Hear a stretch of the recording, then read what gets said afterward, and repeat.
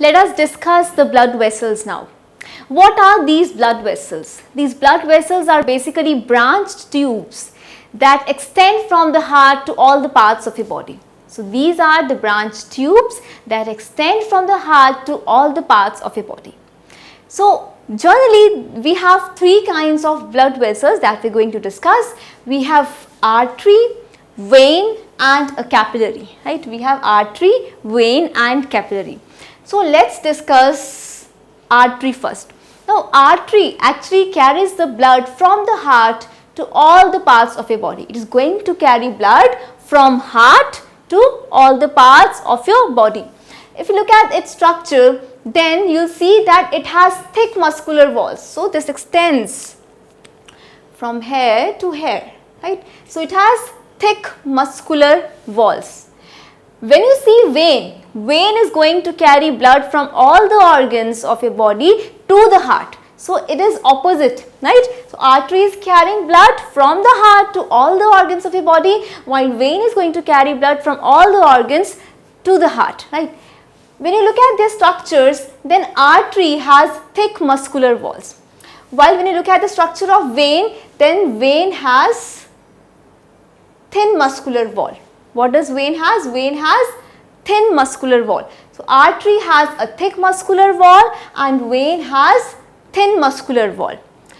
And in the center we have lumen. What do we have? We have lumen. So if you see here, in case of an artery, you see a very narrow lumen. But in case of vein, we see a broad lumen. So this is how you are going to differentiate between an artery and a vein.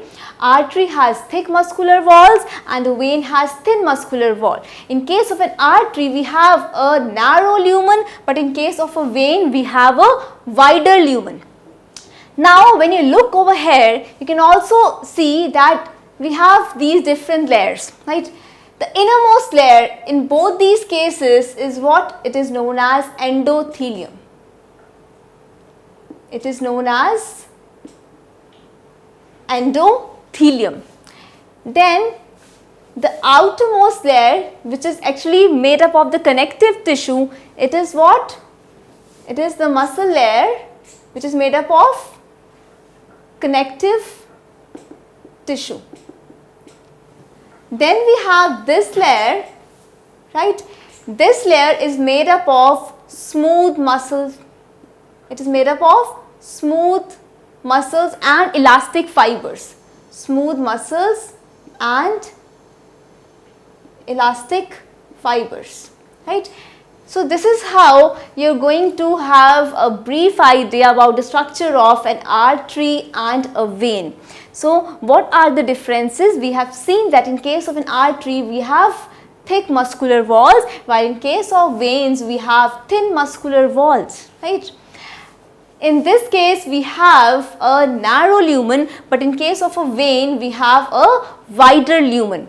Then in case of an artery, the blood is going to flow in spurts. It is going to flow in spurts. Why is it so? Because of the ventricular contraction in the heart. It is going to flow in spurts because of the ventricular contraction in the heart. But in case of veins, the blood is going to flow uniformly. It is going to flow uniformly, right? Not in spurts, because of the contraction. It is going to flow uniformly in case of vein.